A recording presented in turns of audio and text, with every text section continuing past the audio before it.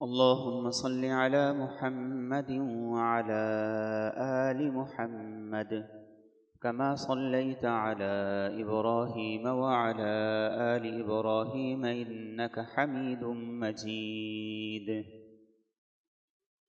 اللهم بارك على محمد وعلى آل محمد كما باركت على إبراهيم وعلى آل إبراهيم إنك حميد مجيد.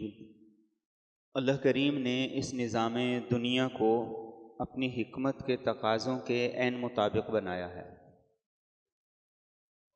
اللہ کی ذات حکیم ہے، اس کا کوئی عمل حکمت سے خالی نہیں ہوتا. اسی لیے اس نے کائنات کے نظام میں اپنی حکمتوں کو بکھیرا ہے، اور کبھی اللہ تعالیٰ اس کا اظہار بھی کر دیتے ہیں. ان حکمتوں میں سے ایک یہ ہے کہ اللہ تعالیٰ نے دنیا میں انسانوں کو مختلف درجات میں رکھا ہے، اور اسے قرآن کریم میں بھی بتایا ہے. نحن قسمنا بینہم معیشتہم فی الحیات الدنیا ورفعنا بعضہم فوق بعض درجات. فرمایا دنیا کی زندگی کی تقسیم یہ ہماری ہے، اور اس میں اونچ نیچ یہ ہم نے رکھی ہے. کسی کو حاکم بنایا، کسی کو محکوم بنا دیا، کسی کو مزدور بنایا، کسی کو اس پر ذمہ دار بنا دیا. کوئی بڑے عہدے پہ ہے، کوئی چھوٹے پہ ہے. یہ ذمہ داریاں اللہ فرماتے ہیں ان کی اونچ نیچ یہ تقسیم یہ ہم نے رکھی ہے. کس لیے رکھی ہے؟ لیتخذ بعضهم بعضا سخریہ، تاکہ اس دنیا کے نظام کو چلانے کے لیے سب ایک دوسرے کے معاون بنیں، مددگار بنیں، ایک دوسرے کے کام آئیں. موسیٰ علیہ السلام اللہ سے بڑی مناجات فرماتے تھے، اور اللہ سے بڑی انہیں محبت تھی. ایک دفعہ کوہ طور پہ تشریف لے گئے، باری تعالیٰ سے عرض کیا کہ اے کریم مالک، آپ تو قادر ہیں، قدیر ہیں، سب کچھ کر سکتے ہیں. میں گزرتا ہوا آیا ہوں، لوگوں کے برے حالات دیکھے ہیں. کوئی محنت کر رہا ہے، کوئی مزدوری کر رہا ہے. اللہ آپ قدرتوں والے ہیں، اور آپ کے خزانوں میں کوئی کمی نہیں ہے، تو آپ سب کو عطا کر دیں، تو آپ کے خزانوں میں تو کوئی کمی نہیں آئے گی. تو اللہ نے فرمایا کہ اے موسیٰ، یہ میری حکمتوں کے فیصلے ہیں، اور میری حکمتوں کو میں ہی سمجھ سکتا ہوں. تو عرض کی باری تعالیٰ میری درخواست ہے، اگر آپ کر دیں تو آپ کر سکتے ہیں، آپ کے خزانوں میں کوئی کمی نہیں آئے گی. تو اللہ تعالیٰ نے فرمایا کہ ٹھیک ہے. اب موسیٰ علیہ السلام کی درخواست اللہ تعالیٰ نے قبول کی، اور لوگوں کو پیسہ فراوانی سے عطا کر دیا. اب موسیٰ علیہ السلام کا جوتا ٹوٹ گیا. موچی کے پاس گئے، اسے کہا کہ یہ تو سی دو. اس نے کہا اب ہم یہ کام نہیں کرتے، اب ہم نے یہ چھوڑ دیا. ہمارے پاس اب پیسہ ہے، سب کچھ ہے، اب اس کام کی کیا ضرورت ہے. تو جیسے کیسے تھا موسیٰ علیہ السلام نے اسے سی لیا. کچھ دن بعد گھر کی دیوار گر گئی. مستری کے پاس گئے اور کہا کہ آؤ ذرا گھر کی دیوار تو ٹھیک کر دو. اس نے کہا اب کہاں، یہ تو ہمارے باپ دادا کیا کرتے تھے، اب تو وقت بڑا بدل گیا ہے، اب ہم یہ کام نہیں کرتے. تو موسیٰ علیہ السلام دوبارہ اللہ تعالیٰ کے پاس مناجات کے لیے تشریف لے گئے. تو عرض کیا باری تعالیٰ، آپ کی حکمتوں کو میں نے اپنی آنکھوں سے دیکھ لیا ہے. اللہ کی حکمتیں ہیں. اور ایک جملہ ہمیشہ یاد رکھیے، وَمَا رَبُّكَ بِظَلَّامٍ لِّلْعَبِيدِ. اللہ تعالیٰ کسی پر ظلم نہیں کرتا. ان اللہ لا یظلم مثقال ذرہ، یہ اس سے زیادہ پاورفل جملہ ہے کہ اللہ تعالیٰ کسی پر ایک ذرے کے برابر بھی ظلم نہیں کرتا. جس دن ہمیں یہ جملہ سمجھ آ جائے گا، ہم اللہ کی ذات کی محبت میں اور اس کی ذات کے عشق کے اندر، ہم اس کے سحر کے اندر آ جائیں. ان اللہ لا یظلم مثقال ذرہ. ہر ایک پر اللہ کا فضل ہے، انعام ہے، اور اس کی حکمت اور تقسیم اس نے بیلنس رکھا ہے۔ مسئلہ ہماری نظر کا ہے۔ ہم نے جو اینک لگا لی ہے تو اس اینک سے ہمیں تو ہر چیز سبزی نظر آتی ہے، اس لیے ہماری نظر میں بس پیسہ ہے، اور اس پیسے کے لحاظ سے ہم دیکھتے ہیں، میں سوچتا ہوں میرے پاس کچھ بھی نہیں اور اس کے پاس سب کچھ ہے، لیکن اللہ کی تقسیم کے مطابق جیسے بیلنس کیا گیا ہے اس بیلنس کو میں نہیں سمجھتا۔ تو یہ اللہ تعالیٰ کی تقسیم ہے، لِيَتَّخِذَ بَعْضُهُمْ بَعْضًا سُخْرِيًّا، کہ ہر ایک دوسرے کے کام آئے، دوسرے کے ساتھ چلے، اور یہ پورا معاشرہ کڑیوں کی طرح جڑتا جائے اور انسانی زندگی بہترین طریقے سے اس دنیا پہ عمل کرے۔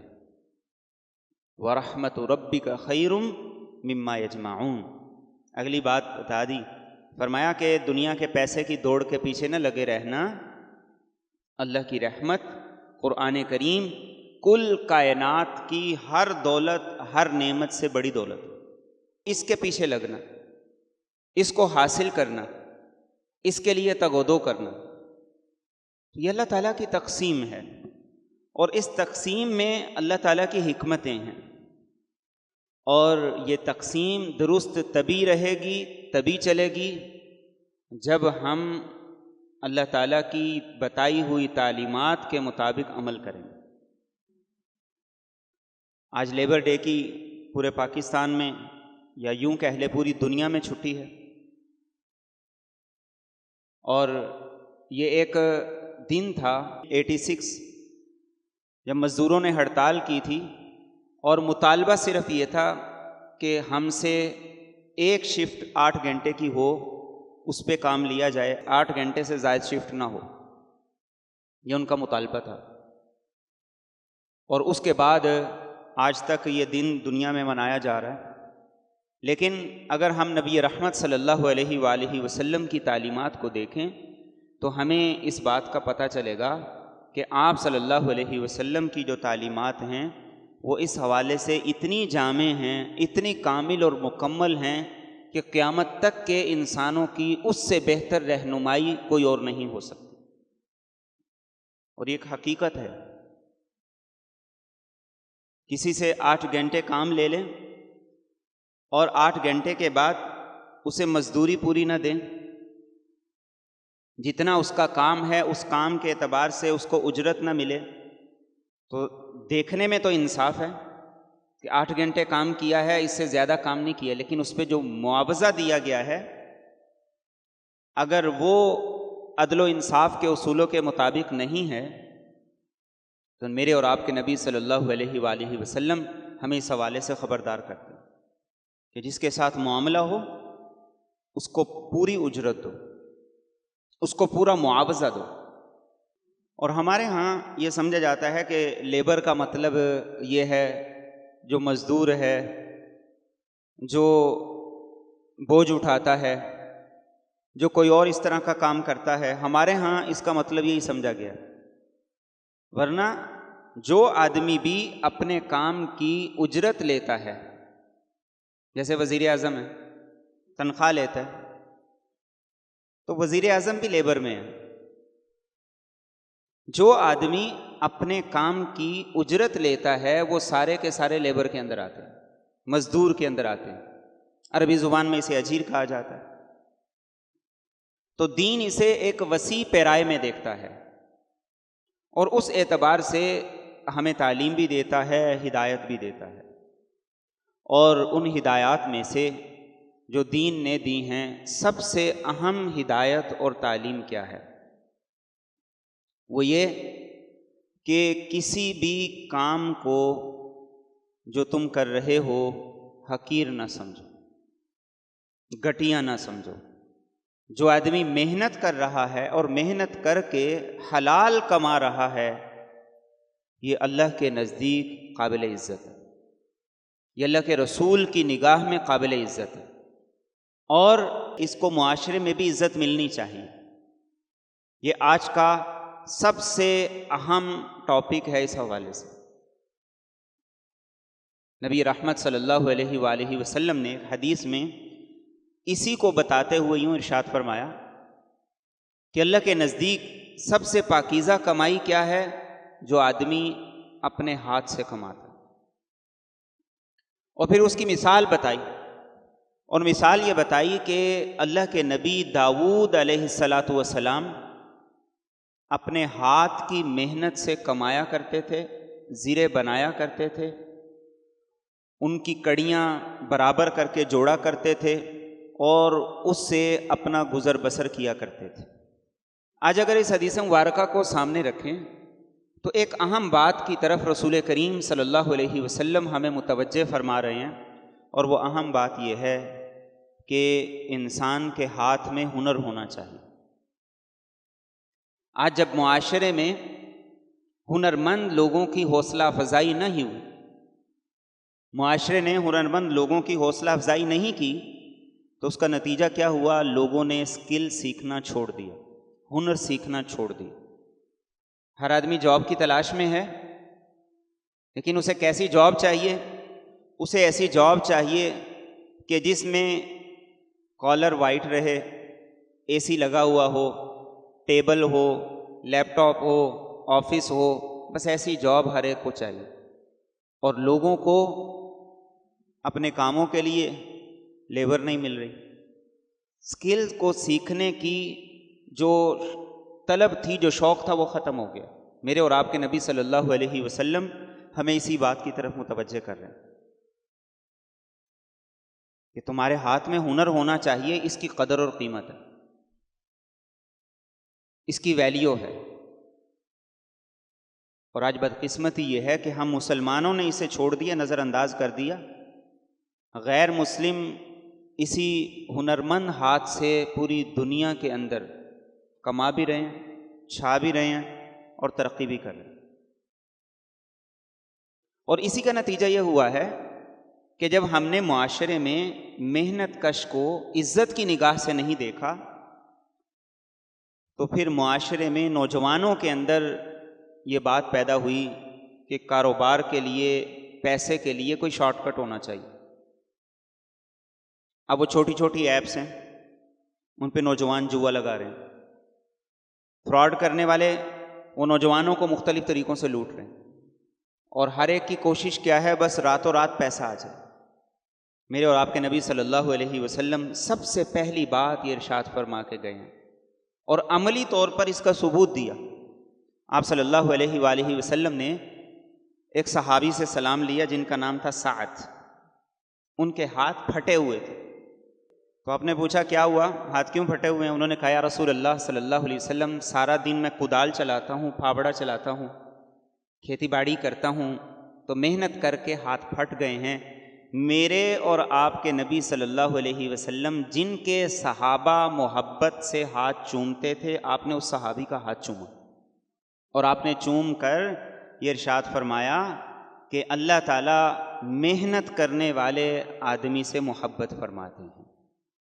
آج کے نوجوان کی سوچ یہ ہے کہ میرا ہاتھ کالا نہ ہو، میرے کپڑے کالے نہ ہوں، اور میں کوئی ایسا کام نہ کروں جس میں مجھے محنت کرنی پڑے۔ آج کی سوچ یہ ہے۔ تو میرے اور آپ کے نبی صلی اللہ علیہ وسلم یہ بات ارشاد فرما کے تھے، اور بڑا خوبصورت فرمان ہے۔ آپ تشریف فرما تھے، ایک نوجوان صحابی گزرے، صحت مند، تندرست، توانا، مزدوری کے لیے جا رہے تھے، تو صحابہ نے کہا یا رسول اللہ صلی اللہ علیہ وسلم، کاش کہ یہ اللہ کی راہ میں جہاد کے لیے جاتا، مسلمانوں کو بڑا فائدہ ہوتا۔ اب میرے اور آپ کے نبی صلی اللہ علیہ وسلم کیا فرما رہے ہیں؟ آپ فرما رہے ہیں کہ اگر یہ گھر سے نکلا ہے کہ تاکہ لوگوں کے سامنے ہاتھ نہ پھیلانا پڑے، تو یہ اللہ کے راستے میں ہے، اس کو جہاد کا اجر مل رہا ہے۔ اگر یہ گھر سے نکلا ہے کہ اپنے بیوی بچوں کی ضرورتوں کو پورا کروں گا، تو یہ جہاد میں ہے۔ اور اگر یہ گھر سے نکلا ہے کہ اپنے بوڑھے ماں باپ پہ خرچ کروں گا، ان کی خدمت کروں گا، ان کا دست و بازو بنوں گا، تو فرمایا کہ یہ فی سبیل اللہ، اللہ کے راستے میں ہے، جہاد میں ہے۔ اب آپ دیکھیے کہ میرے اور آپ کے نبی صلی اللہ علیہ وآلہ وسلم ایک نوجوان کو جو محنت کے لیے جا رہا ہے، مزدوری کے لیے جا رہا ہے، اسے صحابہ کی نظر میں کتنی عزت اور کتنے معیار اور کتنے مقام کا بتا رہا ہے۔ تو آج اس بات کی سب سے زیادہ ضرورت ہے کہ معاشرے میں محنت کرنے والے کو عزت کی نگاہ سے دیکھا جائے، اسے عزت دی جائے، اس کا احترام کیا جائے، اس کے ساتھ حسن سلوک کیا جائے۔ عربوں کے ہاں تو ملازم نہیں ہوا کرتے تھے، ان کے ہاں تو غلام ہوا کرتے تھے۔ اب غلام کیا ہے؟ غلام خریدا ہوا ہے۔ لوگ بڑا بڑا ظلم کرتے تھے۔ میرے اور آپ کے نبی صلی اللہ علیہ وآلہ وسلم نے صحابہ کو اب کس درجے کا حسن سلوک غلاموں کے ساتھ کرنے کی تاکید فرمائی۔ آپ نے فرمایا اطعموہم مما تطعمون، جو تم کھاتے ہو اس میں سے ان کو بھی کھلاؤ۔ وَأَلْبِسُوهُم مِّمَّا تَلْبَسُونَ، جو تم پہنتے ہو انہیں بھی پہناؤ۔ وَلَا تُكَلِّفُوهُم مَّا لَا يُطِيقُونَ، جو کر نہیں سکتے ان پر اس کا بوجھ نہ ڈالو۔ اور فرمایا کبھی زیادہ کام ہو ان کے ذمہ لگا دو تو خود ساتھ مل کے ان کی ہیلپ کرو، ان کا ہاتھ بٹاؤ، تاکہ تمہاری معاونت بھی ان کے ساتھ شامل ہو جائے۔ اور صحابہ پر اسی تعلیم کا اثر تھا۔ ابو ذر غفاری رضی اللہ تعالیٰ عنہ کو کسی نے دیکھا، قمیض اور رنگ کی، شلوار اور رنگ کی، اور بالکل اسی طریقے سے ان کا غلام ساتھ تھا، اس کی بھی قمیض اور رنگ کی، شلوار اور رنگ کی۔ تو کسی نے کہا کہ ابو ذر، آپ نے ایسا کیوں نہیں کیا کہ ایک ہی رنگ کا لباس آپ پہن لیتے اور ایک ہی رنگ کا آپ کا غلام پہن لیتا؟ تو ابو ذر غفاری رضی اللہ تعالیٰ عنہ کہنے لگے کہ اصل بات یہ ہے کہ جوڑے دو تھے، اگر ایک میں پہن لیتا دوسرا یہ پہن لیتا تو انصاف نہ ہوتا۔ میرے نبی صلی اللہ علیہ وسلم نے مجھے کہا تھا کہ ابو ذر، یہ تمہارے جو غلام ہیں نا، یہ تمہارے بھائی ہیں، اللہ نے انہیں تمہارے ماتحت کیا ہے، اس کا احسان مانو، تو جو خود پہنو وہ ان کو پہناؤ۔ اس لیے میں نے مناسب یہی سمجھا کہ 4 چادریں ہیں، 2 ایک رنگ کی، 2 الگ رنگ کی ہیں، تو ان کو الگ پہنا دوں، میں الگ پہن لوں۔ تو میں نے یہ گوارا نہیں کیا، تو میں نے کہا کہ چلو میرے رنگ مختلف ہو جائیں، لوگوں کو اچھا لگے یا نہ لگے، لیکن اللہ کی نگاہ میں میرا مقام بلند ہو جائے۔ یہ معیار تھا۔ میرے اور آپ کے نبی صلی اللہ علیہ وسلم نے جو صحابہ کو تاکید کی تھی، تو ہمارے ملازم یہ غلام نہیں ہیں، یہ آزاد ہیں، یہ معاشرے کے ہمارے درجے کے شہری ہیں۔ تو آج اگر ہم ان کے حقوق میں، ان کے رائٹس میں جو بھی کمی کوتاہی کرتے ہیں تو اللہ کی بارگاہ میں ہمیں اس کا جواب دینا ہوگا۔ ایک صحابی نے عرض کی، یا رسول اللہ صلی اللہ علیہ وآلہ وسلم، میرے کچھ غلام ہیں، میرے پاس ہیں، وہ کام کرتے ہیں، کام میں ڈنڈی بھی مارتے ہیں، جب وہ کوئی گڑبڑ کرتے ہیں میں انہیں مارتا بھی ہوں، برا بلا بھی کہتا ہوں، تو آپ بتائیے کہ مجھے کیا کرنا چاہیے، میرا عمل درست ہے یا غلط ہے؟ رسول کریم صلی اللہ علیہ وآلہ وسلم نے فرمایا کہ دیکھو، کل قیامت کے دن ان کے کاموں کی کوتاہی ایک پلڑے میں رکھی جائے گی، تمہارا انہیں مارنا اور برا بلا کہنا یہ دوسرے پلڑے میں رکھا جائے گا، اور جو پلڑا وزنی ہو جائے گا پھر اس کے اعتبار سے اللہ کی بارگاہ میں فیصلہ ہوگا۔ اگر ان کی کوتاہی زیادہ ہو گئی تو تم بچ جاؤ گے، اور اگر تمہارا برا بلا کہنا، ان کو مارنا یہ وزنی ہو گیا تو تمہیں اللہ کی بارگاہ میں جواب دینا ہوگا۔ یہ بیلنس ہے جو میرے اور آپ کے نبی صلی اللہ علیہ وسلم ہمیں سکھا رہے ہیں کہ تمہارے ساتھ جو لوگ کام کر رہے ہیں کسی بھی فیلڈ میں، کسی بھی شعبے میں ان کے حق کو سامنے رکھنا، ان کی عزت کا پاس کرنا، اس کا لحاظ رکھنا، یہ تمہاری ذمہ داری ہے۔ آج لیبر کو، ملازم کو گالی دینا، مار پیٹ کرنا، ظلم اور تشدد کرنا، اس کی بے عزتی کرنا، یہ ہم حق سمجھتے ہیں کہ ہمارا حق ہے۔ اللہ کے رسول صلی اللہ علیہ وسلم نے کیا فرمایا کہ اللہ نے انہیں تمہارے ماتحت کیا ہے، اس کا فضل اور احسان ہے کہ تمہیں اللہ تعالیٰ نے ایک درجہ برتر کیا ہے،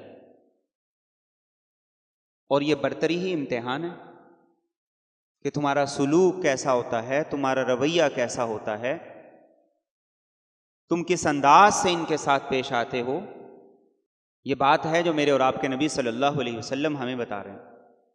تو اس لیے آج سب سے زیادہ ضرورت اس بات کی ہے کہ محنت کرنے والے کو، عمل کرنے والے کو، کام کرنے والے کو عزت اور احترام کی نگاہ سے دیکھا جائے، اس کی حوصلہ افزائی کی جائے۔ جو معاشی حالات ہیں، ان حالات کے باوجود بھی اگر کوئی محنت کے لیے نکلتا ہے، مزدوری کے لیے نکلتا ہے، تو رسول کریم صلی اللہ علیہ وسلم نے اسے جہاد کے برابر قرار دیا، اور یقیناً بہت بڑا جہاد ہے۔ تو ہمیں اپنے رویوں کی اصلاح کرنی ہے، اپنی سوچ کو درست کرنا ہے۔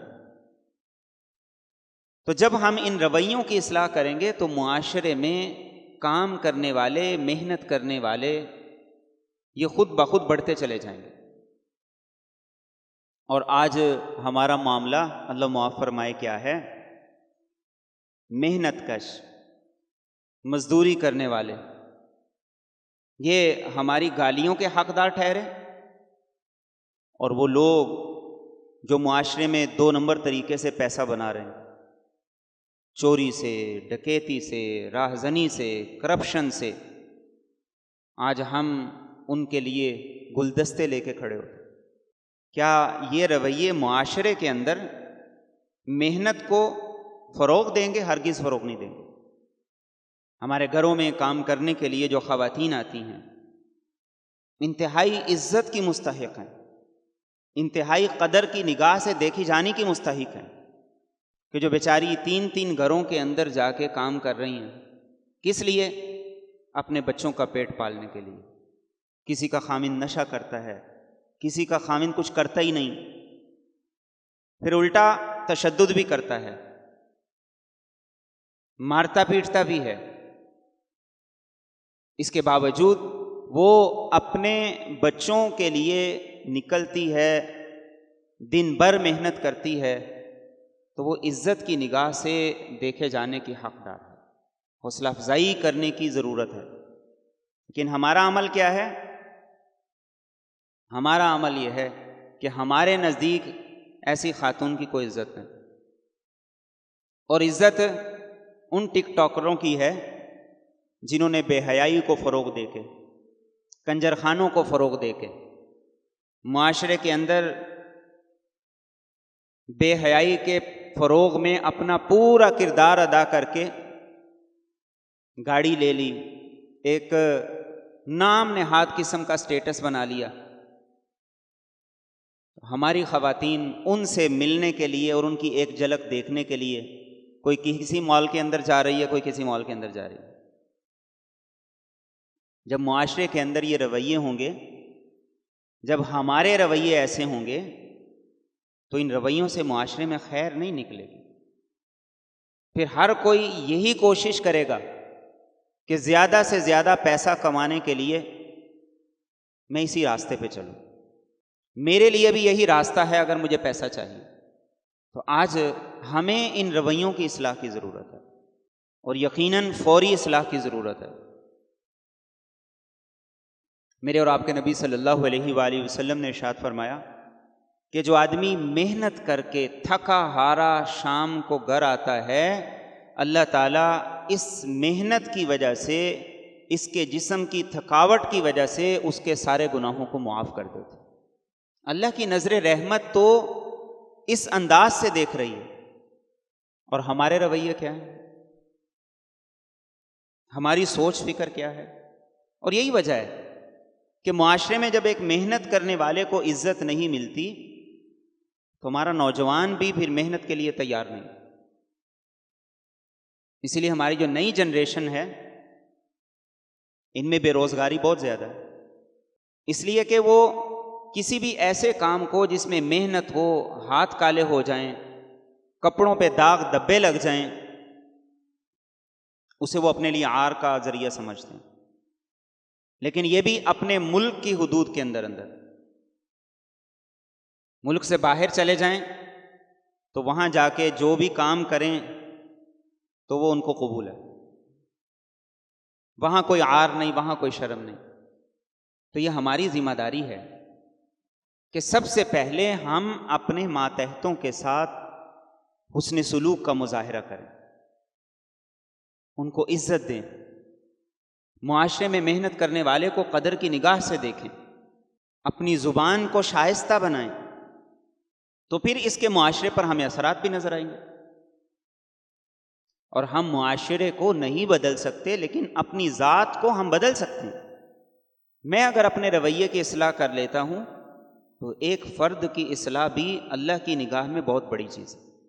ہمیں دوسروں پر انگلیاں اٹھانے کی ضرورت نہیں، ہمیں دوسروں کو دیکھنے کی ضرورت نہیں، فلاں ایسا کرتا ہے اور فلاں ویسا کرتا ہے۔ اور میرے اور آپ کے نبی صلی اللہ علیہ وسلم قربان جائیے، ایک موقع پر آپ صحابہ کے ساتھ جہاد کے سفر پر تھے تو صحراؤں کے اندر پیلو کے درخت ہوا کرتے تھے، ان پہ چھوٹے چھوٹے پھل لگا کرتے تھے، تو صحابہ توڑ کے کھانے لگے تو آپ صلی اللہ علیہ وسلم نے صحابہ سے فرمایا کہ یہ جو سیاہ رنگ کے ہیں یہ توڑ کے کھاؤ، ان کا ٹیسٹ زیادہ اچھا ہوتا ہے، ان کا مزہ زیادہ ہوتا ہے۔ صحابہ نے عرض کی یا رسول اللہ صلی اللہ علیہ وسلم، اس چیز کا تو صرف بکریاں چرانے والوں کو پتہ ہوتا ہے، آپ کو کیسے پتہ ہے؟ اب محنت کتنی قدر کی چیز ہے، میرے اور آپ کے نبی صلی اللہ علیہ وسلم فخر سے یہ بات ارشاد فرماتے ہیں، آپ فرماتے ہیں کہ ایک دور ایسا تھا کہ میں بھی مکہ میں مزدوری پہ بکریاں چرایا کرتا تھا اور چند کی رات مجھے اس کی اجرت ملا کرتی تھی، اس لیے مجھے پتہ، چھپایا نہیں ہے، اپنی محنت کے دنوں کو اظہار کیا، اس کا فخر کے ساتھ اظہار کیا کہ بالکل میں نے بکریاں چرائی ہیں،